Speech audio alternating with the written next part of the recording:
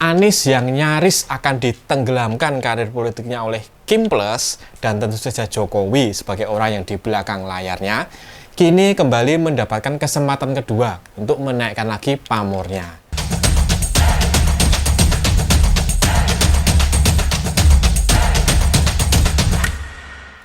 Pasca putusan MK 20 Agustus 2024, peluang Anies atau Ahok dan PDI Perjuangan kembali terbuka untuk berkontestasi di Pilkada Jakarta. Anies yang nyaris akan ditenggelamkan karir politiknya oleh Kim Plus dan tentu saja Jokowi sebagai orang yang di belakang layarnya, kini kembali mendapatkan kesempatan kedua untuk menaikkan lagi pamornya. Namun, putusan MK ini masih mendapat perlawanan dari Jokowi dan kroni-kroninya di pemerintahan dan DPR. Jokowi CS tidak rela rencana Kim Plus yang sudah ditata jauh-jauh hari berantakan. Dan yang paling utama, anak ragilnya Kaisang jangan sampai gagal ikut pilgub. Balik DPR mencoba mensiasati, mengutak-atik putusan MK atau mungkin malah menolaknya. Soal batas usia cagup disepakati mengikuti putusan MA, bukan MK. Sehingga Kaisang tetap bisa ikut kontestasi pilgub. Pertanyaannya, pilkada ini ranahnya MA atau MK? Hello DPR. Dan yang kedua, Anies atau Ahok dan PDIP kembali dijegal agar tidak bisa ikut pilkada di Jakarta. Syarat 20% kembali diterapkan kepada partai yang memiliki kursi di DPRD. Dan ini bertolak belakang dengan putusan MK sehari sebelumnya. Ini sepertinya bakal rame ini. Tidak serta-merta keputusan DPR ini akan final. Pasti ada riak dan ribut di luar sana karena DPR bermain-main dengan putusan MK dan tidak menatainya.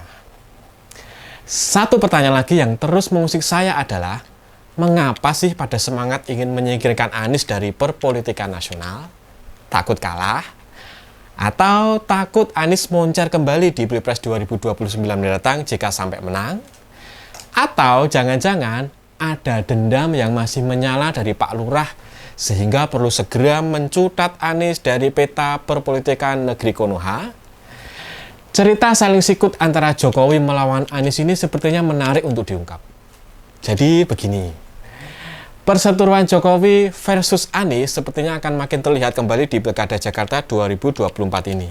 Jokowi yang menggalang KMPP Plus berhasil melucuti partai-partai pendukungnya Anies yang menjadi lawan politiknya di Pilpres kemarin. Partai yang lemah secara ideologi dan pragmatis dirangkul, dibujuk rayu, akhirnya lemah tak berdaya merapat ke kubunya Jokowi KMP Plus. PKS yang paling keras selama 10 tahun ini menjadi oposisinya Jokowi, kali ini bertekuk lutut ketika tawaran menjadi cawagupnya Ridwan Kamil tak sanggup mereka tolak. Padahal di awal mereka sudah mendeklarasikan Anies Baswedan sebagai calon gubernur Jakarta berdampingan dengan kadernya Sohibul Iman. Entah tawaran menggiurkan apa lagi yang dijanjikan untuk PKS sehingga mau melepas peluang berkuasa penuh di Jakarta. Karena seperti yang kamu tahu, mereka adalah pemilik kursi terbanyak di DPRD Jakarta. Bergabungnya PKS ke kubu KMP Plus jelas sangat mengecewakan kader dan simpatisan PKS yang selama ini mendukung penuh Anies Baswedan sejak Pilgub DKI Jakarta 2017. Anies dalam survei terakhir pun masih menjadi calon pemimpin Jakarta yang paling tinggi hasil surveinya, mengalahkan Ahok, bahkan jauh di atas Ridwan Kamil yang menjadi jagoannya KMP Plus. Apa mungkin karena pilkadanya sudah disetting untuk menang sehingga PKS sampai rela kursi empuk penguasa Jakarta diambil alih oleh KMP Plus? Tahu kan, calon boneka independen juga sudah disiapkan sebagai lawan tunggal yang sudah pasti mudah untuk dibuat kalah. Cerita Jokowi melawan Anies sebenarnya sudah cukup lama berlangsung. Aksi saling balas menjadi bumbu politik tersendiri untuk kita cermati. Dulu di tahun 2014, Anies menjadi tim belakang layar dan jubirnya Jokowi sukses mengantarkan Jokowi menjadi seorang presiden. Anies terbukti cukup banyak berpengaruh terhadap kemampuan politik Jokowi. Dari seorang pengusaha yang gagap berbicara, menjadi politikus yang pintar bersilat lidah. Dan ini terkonfirmasi sampai sekarang, Jokowi menjadi pemimpin yang susah dipegang omongannya. Gitu kan? Berjasa membawa Jokowi menjadi presiden di 2014, Anies diganjar menjadi Menteri Pendidikan sebagai upahnya. Tak lama kabinet Jokowi berjalan, muncul seruan-seruan yang secara langsung menekan Anies sebagai Menteri Pendidikan agar diganti. Adanya kebiasaan turun-temurun bahwa Menteri Pendidikan itu biasanya dari Muhammadiyah atau NU, membuat Jokowi lebih memilih membuang Anies dari jabatannya daripada gagah memperjuangkan teman dekatnya tersebut. Walaupun mungkin alasan sebenarnya bisa saja Jokowi melihat potensi besar Anies yang di masa depan bisa menjadi rivalnya di pemilihan presiden tentu saja di 2019. Menyingkirkannya lebih awal adalah jalan mudah mengkebiri peluang tersebut. Jokowi versus Anies 1-0. Sakit hati karena dikhianati Jokowi, Anies tak patah semangat. Aroma dendam itu masih disimpannya. Pilkada 2017 menjadi ajang yang pas banget untuk rival dengan orangnya Jokowi. Dipinang Prabowo sebagai calon gubernur berpasangan dengan Sandi, Anies seperti mendapat angin. Ahok yang ceplos-ceplos kena batunya.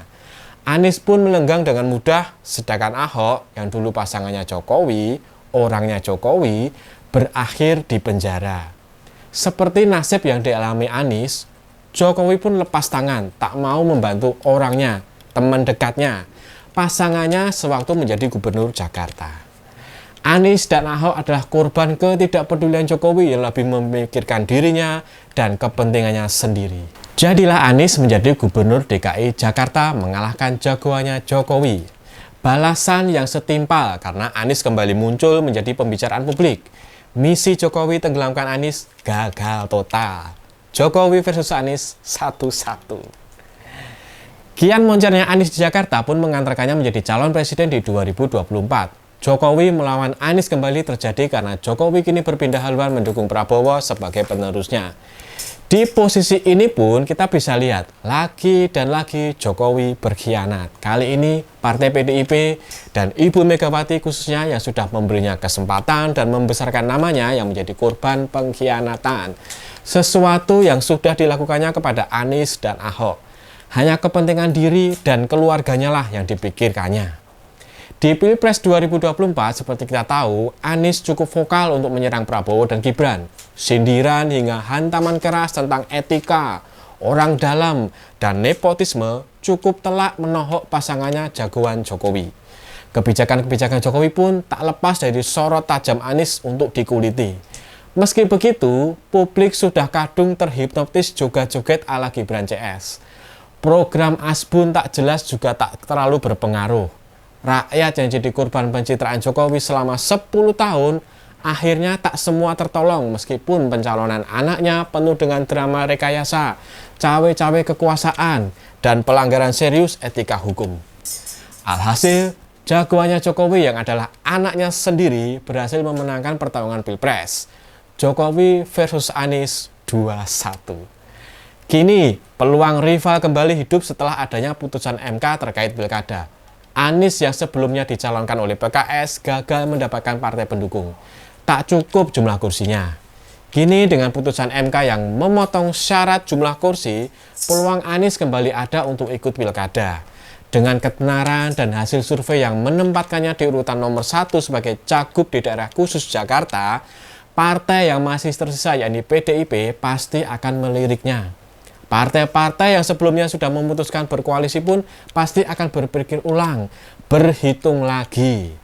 Toh, memajukan calon sendiri bisa, mengapa harus berkoalisi? Jika benar Anies akan dicalonkan dan bertarung di Pilkada Jakarta, maka tentu saja ini akan menjadi rival jagoannya Jokowi, yaitu pasangan rawon atau pasangan rakus. Ridwan Kamil Suswono. Dan ini akan menjadi rivalitas kesekian kalinya antara Jokowi versus Anies. Skor bisa saja berubah menjadi 2-2, mengingat jagoannya Jokowi secara survei cukup kecil persentasenya.